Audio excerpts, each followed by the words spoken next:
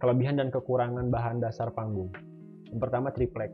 Bahan dasar triplek biasanya digunakan di panggung seperti booth pameran yang sistemnya bongkar pasang dan biasanya dilapisi karpet dan tidak menopang beban erat. Kelebihannya mudah dibentuk dan dipasang karena sifatnya fleksibel. Ukuran tidak berubah seperti besi, kokoh, ringan, dan mudah didaur ulang.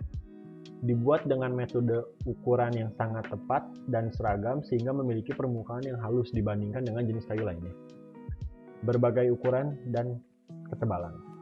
Lalu kekurangannya memakan waktu lama untuk finishing karena butuh ketelitian, memerlukan paku tembak untuk pemasangannya, tingkat presisi ketebalannya kurang bagus jika sudah bergelombang, karena ukurannya yang tipis membawanya harus hati-hati. Kelebihan dan kekurangan aluminium. Biasa digunakan untuk tipe stage dengan kapasitas atau bobot yang berat. Kelebihannya tahan keropos, tidak mudah dimakan rayap, tampilan aluminium dapat dicat menyerupai kayu, desain dapat dibuat sesuai pesanan, biaya pembuatan aluminium bisa disebut lebih murah karena bisa tahan lama. Kekurangannya, variasi bentuknya terbatas, pemasangannya menggunakan teknik Fisher atau mengandalkan kekuatan skrup dan berat dalam pemindahan barangnya. Lalu karpet. Karpet ini biasa digunakan untuk dasar panggung sebagai penutup aluminium dan triplex bawahnya, supaya panggung tetap terlihat menarik. Kelebihannya membuat lantai panggung tidak licin, tetap menampilkan keindahan panggung, menutupi bagian-bagian di bawahnya, dapat disesuaikan warnanya dengan tema, bisa digunakan juga untuk menutupi kabel yang melintang. Kekurangannya tidak tahan air dan mudah basah, mudah terbakar, sensitif terhadap noda, mudah rusak juga jika terkena goresan. Lalu ini ada LED floor. Ada juga LED floor atau LED, yaitu ubin lantai LED. Ubin lantai LED ini adalah tampilan LED yang dirancang khusus untuk penggunaan di lantai, yang membutuhkan desain indikator khusus seperti bantalan, kinerja pelindung, kinerja anti kabut, dan pembuangan panas, dan sehingga dapat beradaptasi dengan pengerasan kekuatan tinggi. Berjalan lama, mengurangi pemeliharaan. Ini dapat digunakan secara luas, karena warna lantai yang berubah-ubah dan berwarna-warni. Lalu ini ada standar international stage. Standar stage balik lagi ke acara apa yang akan diadakan. Pada tahapan kecil standar international stage, semua ruang yang dibutuhkan jika hanya mengundang beberapa orang di atas, paling area 8 x 10 kaki. Ruang ini tidak termasuk tangga panggung. Lalu tahapan sedang. Jika acara khusus yang melibatkan panel pengeras suara, biasanya diperlukan ukuran 200 kaki persegi atau ruang 20 kaki dengan lebar 10 kaki, atau serupa sehingga penonton dapat melihat speaker. Lalu di tahapan besar, panggung besar biasanya digunakan untuk acara tarian. Jika antisipasi 100 penari, maka ukuran yang diambil 30 kaki dikali 30 kaki. Dengan setiap orang akan memiliki ruang sekitar 2 langkah untuk kontak dengan penari lainnya. Lalu peraturan dan keselamatan. Jika akan mendirikan sebuah panggung, tentu memerlukan perhitungan yang tepat dari seorang pegawai insinyur struktural untuk membuktikan bahwa pementasan yang akan memadai. Batas ini harus menyatakan beban yang diizinkan dari beberapa jenis, yaitu uniformly distributed loads atau banyak beban distribusi, point load atau titik beban, lateral force atau kekuatan stage. Lalu di sini saya mau menjelaskan rigging. Apa itu rigging? Rigging yaitu penangguhan sementara atau lampiran bahan dan peralatan kebangunan atau struktur melalui kabel, sling, rantai, atau pengangkatan barang-barang terkait. Termasuk rigging di atas panggung untuk suatu kebutuhan pementasan. Yang pertama, panggung atas rigging. Panggung atas rigging ini biasa disebut atau diartikan sebagai dekorasi untuk pencahayaan, speaker, peralatan visual, dan bahkan orang yang ditangguhkan untuk terbang di atas panggung atau penonton, atau biasa diartikan flow system atau flying method. Lalu yang pertama, flowing system. Sistem ini di mana lighting terpasang pada gantung poin, yaitu kait pemasang atau baut yang ditekan untuk membawa beban tertentu di langit-langit. Sistem ini digunakan untuk mendukung pencahayaan dan biasanya untuk menutupi tiang besi menggunakan tirai hitam. Lalu ada flying method. Pada umumnya metode ini digunakan untuk penerbangan alat ataupun orang dalam acara khusus. Rantai dan katrol dalam situasi tertentu melekat pada titik gantung langit-langit. Rantai seperti yang dijelaskan melalui katrol, setidaknya 2 katrol, supaya orang tersebut bisa seperti melayang. Lalu ini bagian-bagian rigging stage. Yang pertama ada panggung rigging, yang kedua tower truss, yang ketiga atap rigging, yang keempat truss rigging sound, yang kelima truss rigging layar. Yang pertama panggung rigging. Elemen utama bangunan ini biasa dibuat sekitar 1 sampai 1,5 meter, standar ukuran supaya penonton dapat melihat musisi dengan nyaman. Yang kedua tower truss. Rangka yang berfungsi untuk menyangga atap sekaligus pelengkap panggung. Ukuran tower ini biasanya disesuaikan dengan luas dan tinggi panggung. Yang ketiga ada atap rigging, untuk melindungi bagian atau panggung sekaligus sebagai tempat untuk meletakkan lighting ataupun menggantungkan backdrop. Lalu yang keempat ada truss rigging sound. Truss rigging sound ini berfungsi untuk menggantung line array speaker yang memiliki bobot sekitar 20-30 kg per unit. Lalu yang terakhir ada truss rigging layar. Truss ini dibuat dari bahan besi hollow dengan ukuran tinggi sekitar 8-9 meter dan lebar 4 meter. Komponen panggung rigging. Apa sih hal yang harus diperhatikan saat mendirikan panggung rigging? Yang pertama arah mata angin, yang kedua kondisi pencahayaan, yang ketiga kekuatan rangka, dan yang terakhir dekorasi panggung. Hal yang diperhatikan, arah mata angin. Indonesia memiliki kecepatan angin masih berada di garis normal, yaitu sekitar 5-8 meter per second. Tapi kita harus tetap hati-hati dan usahakan posisi pemasangan tidak menghadapi ke arah angin. Lalu kondisi pencahayaan. Jika diselenggarakan di siang hari, kondisi pencahayaan yang harus diperhatikan adalah sinar matahari. Sedangkan jika di malam hari, usahakan ada penerangan ke arah panggung. Lalu dekorasi panggung. Hal ini berkaitan erat dengan jenis acara atau tema yang diusung acara tersebut. Yang terakhir kekuatan rangka. Umumnya para vendor I/O atau event organizer akan menawarkan beberapa jenis panggung rigging seperti full rigging atau semi rigging.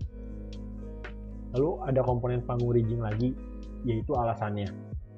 Alasan mengapa panggung rigging populer.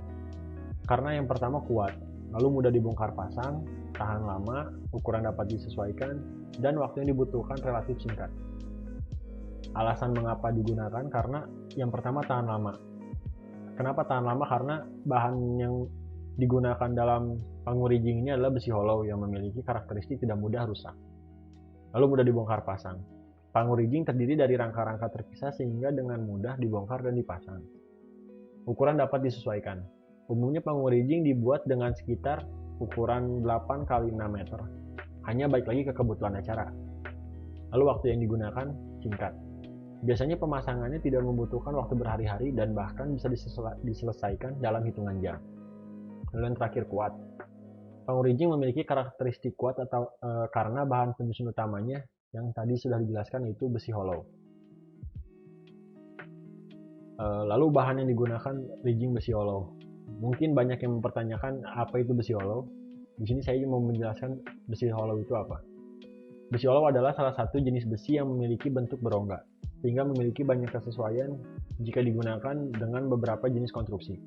Dan besi hollow memiliki 4 jenis. Ada hollow galvanis, hollow galvalum, hollow hitam, dan hollow gypsum. Yang pertama hollow galvanis. Jenis hollow yang satu ini di dalamnya terdapat lapisan finishing yang menggantung zinc coating sekitar 97%. Lalu ada hollow galvalum. Jenis hollow satu ini memiliki kandungan aluminium sekitar 55%. Lalu unsur besi sebanyak 43,5% dan 1,5% lagi diisi oleh silikon. Lalu hollow hitam. Hollow ini berbahan dasar baja hitam yang membuat besi ini memiliki tekstur yang tebal dan sangat kuat digunakan. Lalu hollow gypsum. Hollow ini memiliki bahan yang lebih tahan lama serta paling terhindar dari serangan rayap. Kelebihan dan kekurangan besi hollow. Pemasangan relatif lebih cepat dan mudah. Karena jika pemasangan yang mudah dan relatif cepat, tentunya tidak akan memakan waktu banyak sehingga dapat dialihkan ke kegiatan lainnya. Lalu memiliki kualitas yang baik. Beberapa jenis lapisan yang ada pada besi ini sangat diperlukan karena tak banyak besi yang kuat dari serangan api, rayap. Namun, besi ini mampu menahannya karena memiliki lapisan yang solid. Lalu tidak mudah mengalami korosi. Hal ini akan membuat performa besi tidak menarik dan juga mudah rusak. Sehingga jika menggunakan jenis hollow, terutama hollow galvalum, peluang korosi akan semakin sedikit karena ada lapisan aluminium dan juga silikon di dalamnya. Lalu yang terakhir perawatannya awet. karena pada dasarnya sudah dilengkapi dengan beberapa lapisan seperti zat coating, membuat hollow ini tidak sulit dari segi perawatan. Lalu kekurangan besi hollow. Sulit membedakan jenis besi hollow jika sudah di finishing. Jadi jika sudah di finishing dari keempat jenis tersebut, cukup sulit dibedakan jenis-jenisnya. Lalu ukuran yang dimiliki oleh besi ini tidak terlalu panjang, yaitu hanya sekitar 6 meter saja. Lalu kekurangannya, walaupun jenis besi ini kuat, tapi kebanyakan besi hollow tidak tahan terhadap panas dan air hujan. Sehingga di kegiatan konstruksi lebih seringnya menggunakan hollow jenis galvalum karena memiliki kadar aluminium dan silikon yang tinggi. Lalu ada perangkat rigging. Berikut adalah perangkat rigging beserta kelebihan dan kekurangannya dari sudut pandang bahannya. Ada wire rope, Timbals wire rope clip, swag, tackle, turnbuckle, and hooks, chain, sling. Biasanya dapat mempermudah pemasangan para pekerja. Biasanya mereka membuat scaffolding terlebih dahulu. Apa itu scaffolding? Scaffolding dalam industri yaitu kerangka kerja sementara yang digunakan untuk mendukung orang dan peralatan seperti speaker, efek khusus pemain, dan lainnya. Biasa menggunakan pipa logam. Hanya saja scaffolding ini banyak digunakan di instruksi-instruksi pembangunan. Lalu ini ada wire rope. Wire rope ini adalah tali kawat atau biasa disebut kabel. Ini metode pemasangan paling umum perlengkapan di atas langit-langit. Tali kawat ini terbuat dari beberapa helai tipis kelompok kawat baja. Kelebihan dan kekurangan kawat baja yaitu keras, kuat, memiliki nilai breaking load yang lebih tinggi dibandingkan jenis lain, tahan gesekan, tahan panas matahari, tidak melar, dan dapat digunakan bersamaan dengan alat-alat berat seperti crane dan lain-lain. Lalu kekurangannya bisa berkarat jika digunakan di dekat daerah korosi seperti laut, pantai, memiliki beban angkat yang berat sehingga cukup sulit jika dipindahkan dengan tangan kosong, tidak fleksibel, dan sulit ditekuk atau kaku. Lalu ini ada Timbals wire cloth clips and swag. Timbals hanya memandu wire rope supaya menjadi bentuk kurva dan memberikan pengamanan pada putaran wire rope yang akan dikaitkan. Jadi si wire rope-nya ini di ke Timbals gini supaya ada lubang untuk dikaitkan. Lalu wire rope clips ini akan mengunci ujung kabel yang dilengkungkan ke Timbals sebagai pengunci supaya kabel itu tidak bergerak. Sedangkan swag sendiri berfungsi sebagai pengaman ujung wire rope, memiliki bahan besi baja. Lalu shackle, turnbuckle, and hooks. Shackle biasanya digunakan sebagai kait pengunci untuk menghubungkan wire rope. Jadi shackle sebagai ujungnya yang menahan semuanya.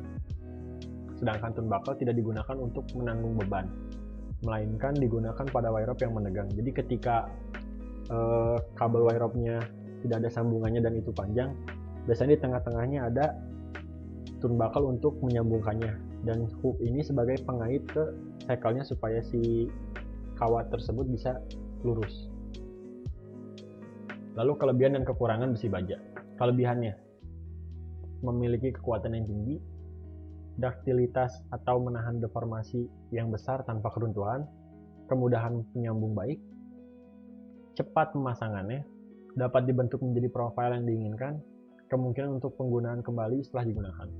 Lalu kekurangannya, biaya pemeliharaan, biaya perlindungan terhadap kebakaran, rentan terhadap bucklingan atau tekukan. Lalu ada chain. Rantai ini biasanya digunakan bersama dengan katrol untuk menjepit speaker dengan bobot yang lumayan berat. Jadi kalau misalkan di beberapa event ada speaker yang menggantung di atas panggung rigging, biasanya dikaitkannya sama bahan chain ini supaya speaker tersebut tetap kokoh.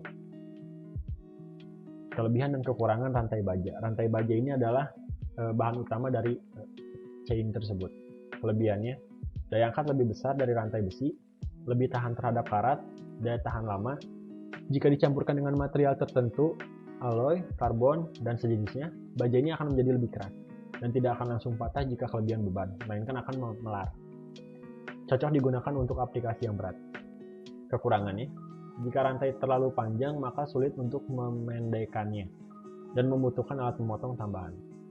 Tidak tahan terhadap karat jika kurang dilapisi lapisan tertentu, kurang fleksibel karena bobotnya berat,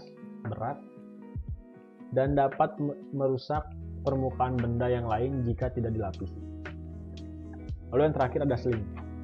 Sling ini biasa digunakan untuk menggantung rangka terbang melalui penggunaan sling yang terbuat dari bahan sintetis seperti polister. Sling ini biasanya dekat-dekat laut banyak pengangkatan beban-beban yang berat, jadi dikaitinnya sama bahan sling ini. Kelebihan dan kekurangan sling bahan polister. Kenapa yang saya jelaskan bahan polister? Karena bahan polister ini biasa digunakan di lautan. Kelebihannya tahan terhadap zat kimia, tahan terhadap sinar UV, memiliki kekuatan tarik dan hampir setara dengan tali nilon. Kekuatan tarik polister tidak berkurang saat basah, tidak melar, harga terjangkau. Kekurangannya lebih kaku jika dibandingkan tali nilon, tidak mengambang di atas air, melainkan agak tenggelam, tidak tahan terhadap gesekan. Ya, berikut beberapa informasi yang bisa saya sampaikan mengenai materi stage. Mohon maaf apabila masih ada beberapa kekurangan. Sekian dan terima kasih. Wassalamualaikum warahmatullahi wabarakatuh.